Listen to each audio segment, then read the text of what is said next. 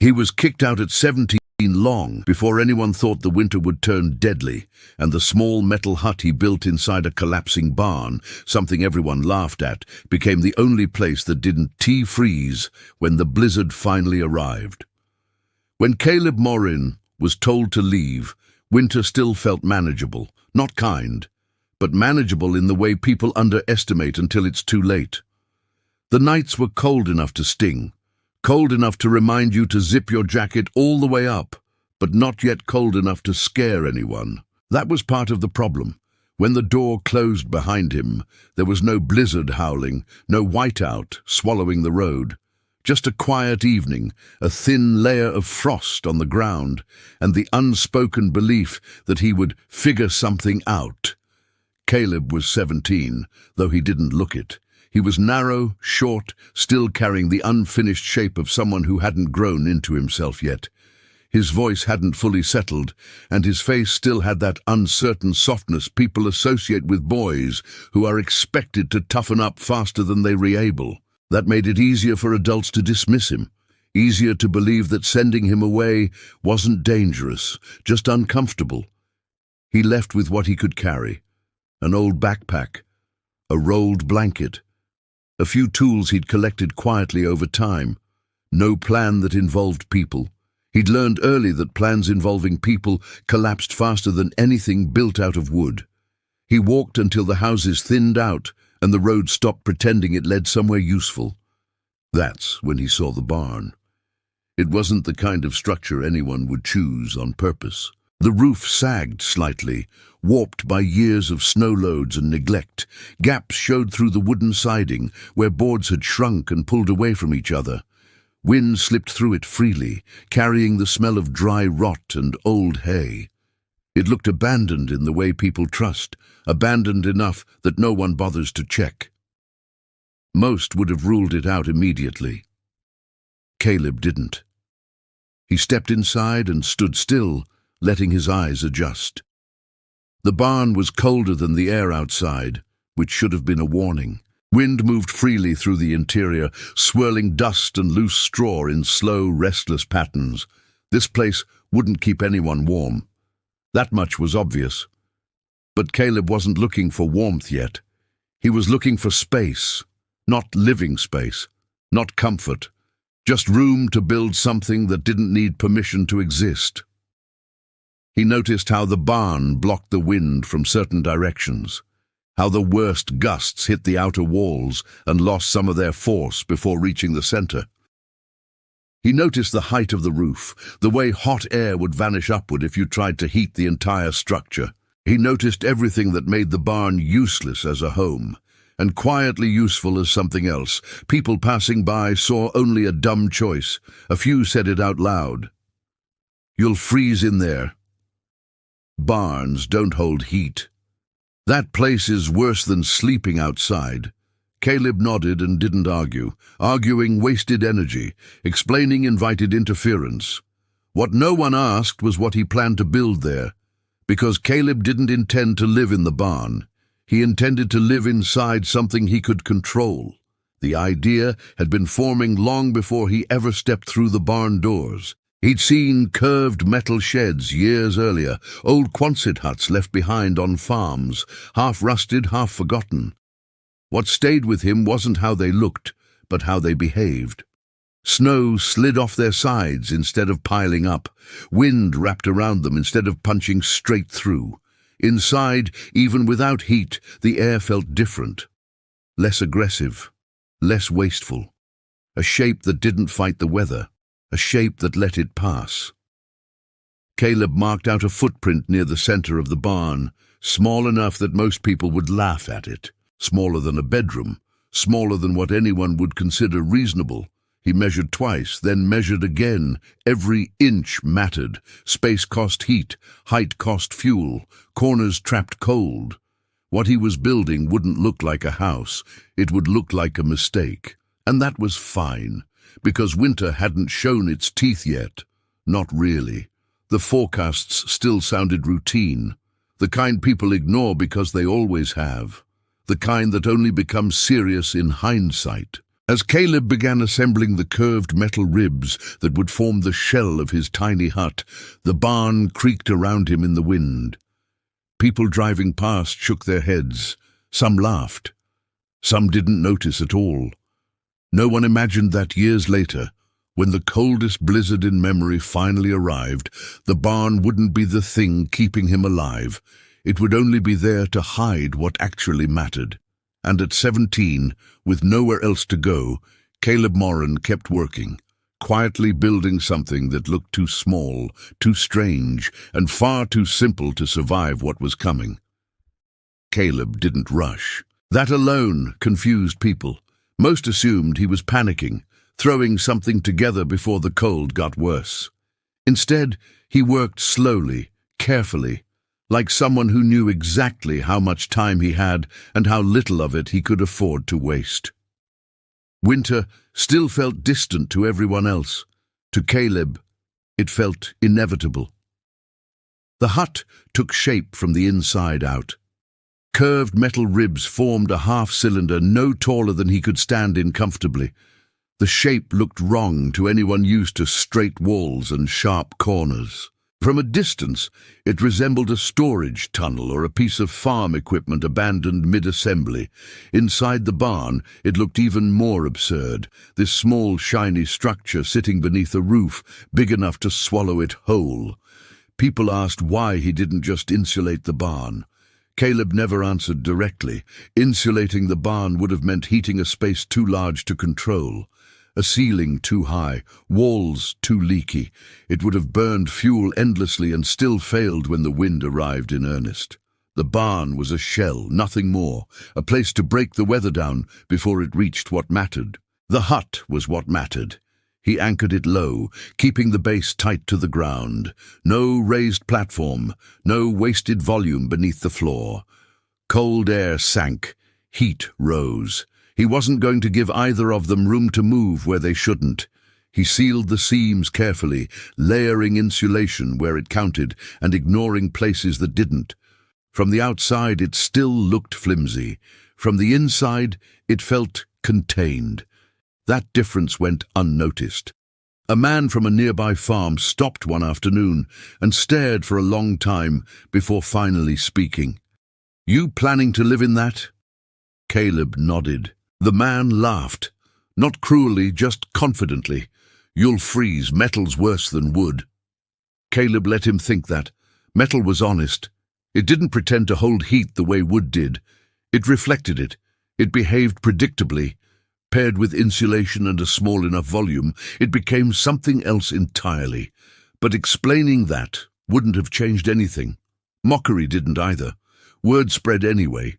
People called it the Tin Tunnel. The Half House. Someone joked that he was building a coffin early. The comments didn't stop him. They helped. Every laugh confirmed that no one would interfere. No one would take it seriously enough to question it. Inside, Caleb kept refining. He curved the interior tighter than necessary, sacrificing headroom for efficiency. He placed the sleeping platform slightly off-center so heat wouldn't rise straight past him. He positioned the entrance low, forcing a crawl. Standing let heat escape. Crawling trapped it. Every decision stripped comfort down to function. The barn continued to deteriorate around him.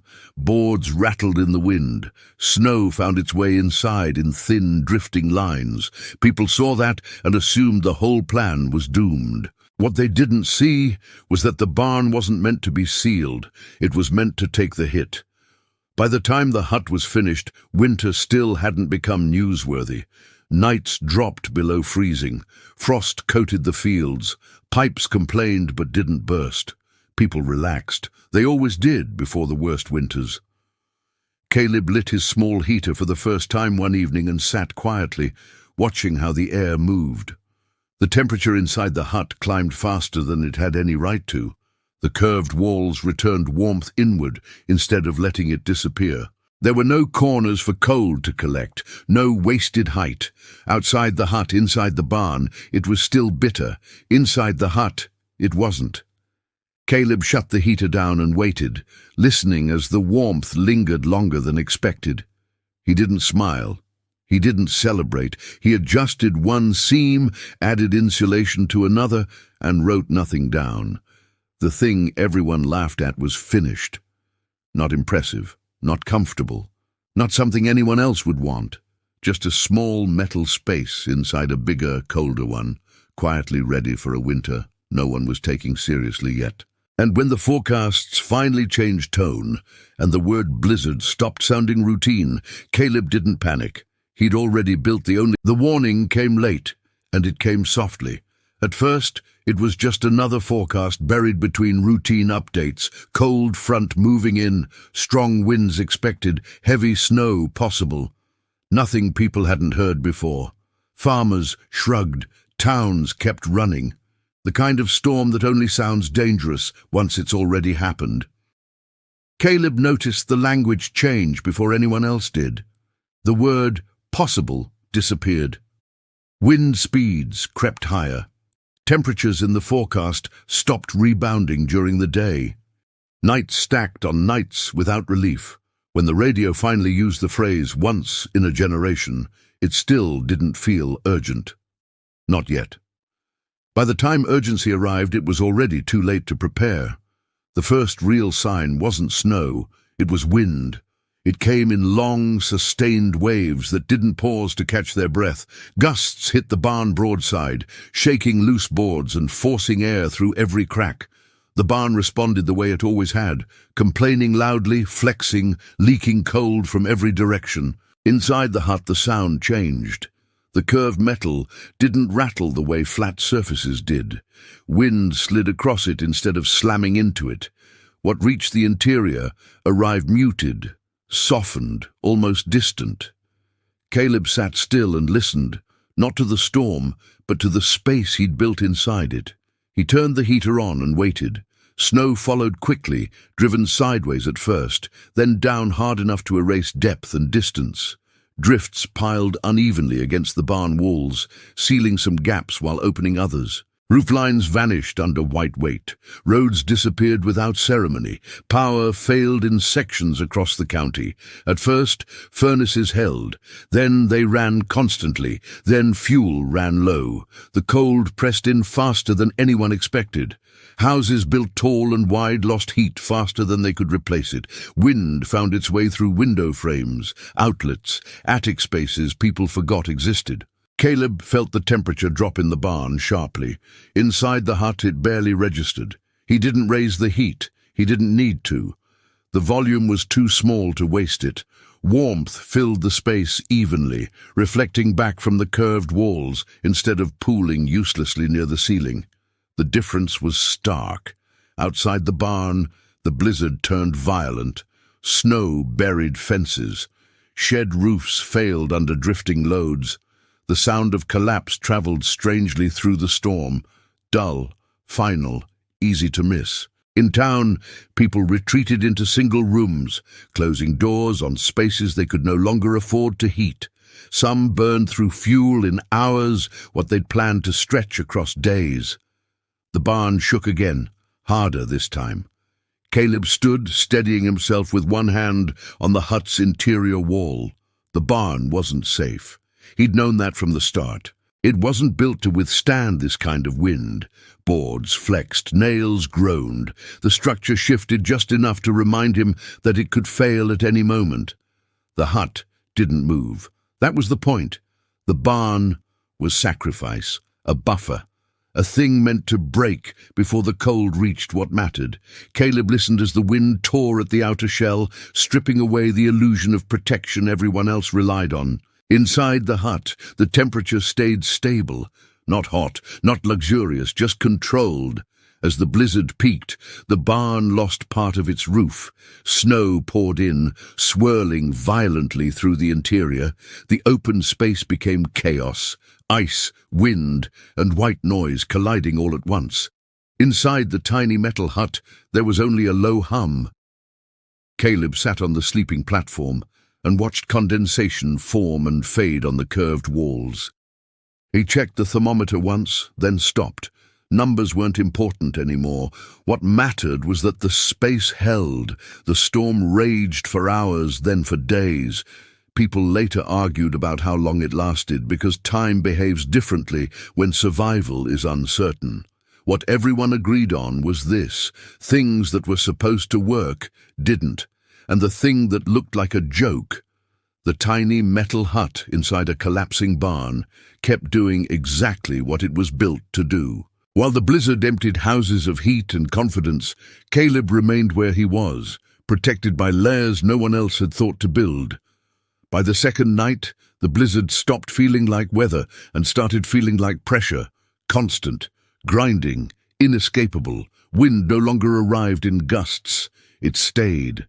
Snow didn't fall so much as move sideways, piling wherever the wind allowed and tearing away where it didn't. The world outside the barn lost its shape. Inside town, systems failed in order. First, power, then backup generators, then patience. People burned through fuel faster than they could track it. Furnaces ran non-stop and still lost ground. Pipes froze solid in walls that had never known cold like this. Some homes went dark and silent within hours. Others held on just long enough for hope to become dangerous. The barn took hit after hit. Each gust slammed into its side with a deep, hollow sound, like something being tested until it admitted weakness. Boards tore loose. Nails screamed as they pulled free. Snow forced its way in through openings that hadn't existed the day before. By morning, the barn was barely recognizable as a building at all. Caleb knew this part was coming. He didn't try to save the barn. He never had. The barn was there to absorb chaos, to catch the wind, to break the force, to fail loudly so the cold didn't have to. The real shelter sat quietly at its center, untouched by drama. Inside the tiny metal hut, the air stayed still. That stillness was everything. The curved walls turned rising heat back inward. No corners meant no cold pockets. The low ceiling trapped warmth where his body actually was, instead of letting it vanish upward. Even when the temperature outside dropped further, the interior barely responded. Caleb fed the heater sparingly, not because fuel was scarce, but because excess heat was waste. Waste demanded more fuel. More fuel invited mistakes. The hut didn't need much. It never had. Outside the hut, the barn finally gave in. A section of roof collapsed under the weight of drifting snow. The sound was violent, wood snapping, beams tearing free, ice exploding inward. Wind surged through the opening, turning the barn into a funnel of cold and noise. Caleb didn't flinch. He felt the impact through the floor. He heard the barn tear itself apart. And then he felt nothing else. Inside the hut, the temperature dipped briefly, then stabilized. The storm could rage all it wanted out there. It had already been filtered, broken down, reduced to something manageable. Hours passed, then more. In nearby houses, people sat wrapped in layers, breath visible indoors. Some abandoned rooms entirely, retreating to kitchens or basements. Others ran out of fuel and tried to burn furniture, books, anything that might buy them a little more time. The blizzard didn't care. Inside the barn, snow piled up to the hut's curved sides, sealing it even tighter. What would have buried a square structure only improved insulation here. The more the storm threw at it, the better it performed. Caleb slept in short stretches, waking to check the heater, then sleeping again. His body stayed warm enough that exhaustion didn't turn dangerous. The hut did what it was designed to do. Nothing more, nothing less.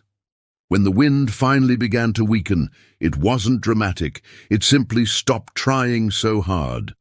Snow fell straight down again. Sound returned slowly.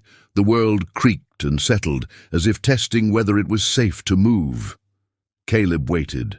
When he finally opened the hut's door, the barn was no longer a barn. Just broken walls, collapsed beams, and snow where a structure used to stand. The hut stood untouched. It hadn't outlasted the blizzard by strength or luck. It had survived by not fighting at all. Everything else had failed loudly. The smallest thing in the barn had failed quietly by refusing to fail at all. The storm didn't end the way people imagine storms ending. There was no clear line between danger and safety, no moment where the sky suddenly apologized for what it had done. Instead, the blizzard loosened its grip slowly, reluctantly, as if winter itself was deciding whether it was finished or simply pausing. Snow still fell, but without urgency. Wind returned in short, tired bursts rather than relentless force. The cold remained sharp, but it no longer felt aggressive. It felt settled, like something that had made its point and was now waiting to see who was still standing. Caleb stayed inside the hut long after the worst had passed. Experience had taught him that this was when people made mistakes. The days after a blizzard were when injuries happened, when exhaustion finally caught up, when confidence returned faster than safety. He listened as the broken barn shifted and settled around him, beams creaking as snow redistributed its weight. He heard distant sounds carry again, voices, metal scraping against ice, the muffled thud of shovels hitting packed snow. Life was returning unevenly, cautiously, as if the land itself didn't quite trust what came next. When Caleb finally stepped out, the scale of the damage became clear. The barn had been reduced to fragments, walls bowed outward, roof sections crushed and half buried, posts snapped where wind and weight had found their limits. It was obvious now that anyone inside the barn alone would not have survived. The cold had won that argument completely. What remained standing at the center of the wreckage looked almost unreal by comparison. The small, curved metal hut, smooth and intact, surrounded by drifts that rose partway up its sides, like proof rather than threat. People noticed. At first, it was one man clearing snow who froze mid-motion, staring as if his eyes were betraying him.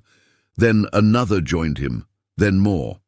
They stood there in silence, taking in the shape that didn't belong among splintered wood and twisted metal. Someone asked if anyone had been inside. Someone else shook their head and said there was no way. Then the hut's door opened, and Caleb stepped out slowly, blinking against daylight that felt too bright after days inside controlled darkness. The reaction wasn't loud. It never is when people realize they were wrong in a way that matters. Faces shifted from confusion to disbelief to something quieter. Calculation, respect, unease. Someone laughed once, short and nervous, then stopped. Another asked how long he'd been in there. Caleb answered simply, no explanation, no defense, just fact. They stepped inside the hut one at a time. They felt the air. They touched the walls. They noticed what wasn't there. No wasted space, no towering ceiling, no cold corners collecting failure. They understood without being told that the barn had never been the shelter. It had been a decoy, a shield, something meant to be sacrificed so the real protection could stay untouched. News traveled the way it always does after disasters, quietly at first, then everywhere. People compared stories, compared fuel usage, compared what had failed and what hadn't. They talked about how houses with everything still froze, while something that looked temporary had held. Some were angry at that, others were relieved, most just stood inside the hut longer than necessary, absorbing the uncomfortable truth that survival had nothing to do with how solid something looked from the outside. Caleb didn't stay for the conversations. He returned to the hut, fed the heater lightly and sat down. The noise of the world rebuilding pressed in around him, but inside, the space remained the same as it always had. Quiet, contained, reliable. The blizzard had tested it harder than he ever could have on purpose, and it had responded exactly as designed. Not heroically, not dramatically, just correctly. Outside, winter wasn't over yet. Snow still covered roads. Nights were still brutally cold, but something fundamental had shifted. The storm had exposed a difference people couldn't ignore anymore. The difference between fighting the weather and letting it exhaust itself against something smaller, smarter, and unwilling to waste heat or attention. And at the center of a destroyed barn, Surrounded by evidence of everything that had failed, sat a tiny curved hut that had done nothing extraordinary at all, except quietly prove that being underestimated is sometimes the safest place to stand. When the valley finally began to move again, it did so carefully, as if winter might be watching for mistakes. Roads reopened in narrow cuts through snowbanks that towered higher than trucks. Roofs were repaired unevenly, some patched, some left sagging until spring could finish the work. People spoke less about the blizzard itself and more about what it had quietly taken: fuel, livestock, confidence, the belief that bigger automatically meant safer. Caleb stayed where he was, not because he had nowhere else to go anymore, but because the hut had become something different. It wasn't shelter in the desperate sense now. It was proof. Not the kind people celebrate, but the kind that lingers uncomfortably in the back of the mind, the kind that makes you rethink things you thought were settled. The barn was cleared in pieces. What could be salvaged was hauled away. What couldn't was left to sink into the snow and soil where it belonged. When the outer structure was finally gone, the hut stood exposed for the first time, no longer hidden inside failure, no longer protected by something louder and weaker than itself. And still, it worked. People came to look. Not crowds, just individuals, farmers, mechanics, men who had burned through weeks of fuel in days. They stood inside the curved walls and said very little. Some ran their hands along the metal. Others looked up, instinctively searching for a ceiling that wasn't there. A few nodded once, slowly, as if something had finally aligned. Caleb didn't explain. He didn't need to. The lessons were already obvious. The barn had never been meant to be warm. It had been meant to be loud, to take the violence so the quiet thing inside could survive. The hut hadn't defeated winter. It had simply refused to engage it on winter's terms. When spring finally arrived for real, it didn't erase the evidence. Snow melted unevenly around the hut, revealing ground that had barely frozen beneath it. Grass pushed through early, in a narrow ring where heat had never been wasted. The land remembered what had been built there, even as people began to move on. Caleb left shortly after, not in a hurry, not with ceremony. He packed what mattered and walked away from the place where he'd learned something most people never do until it's too late. He didn't take the hut with him. He didn't need to. The knowledge traveled lighter. Years later, when storms rolled in and temperatures dropped fast, people in the valley built differently, not bigger, not stronger, smaller, lower, with layers, with sacrificial spaces and protected cores. They didn't talk about where the idea came from. They just remembered what had worked. Caleb was kicked out at 17 and survived the coldest blizzard anyone could remember in a space no one believed in. Not because he was braver, not because he was luckier, but because he understood something simple. The barn was never meant to save him. The quiet space inside it was.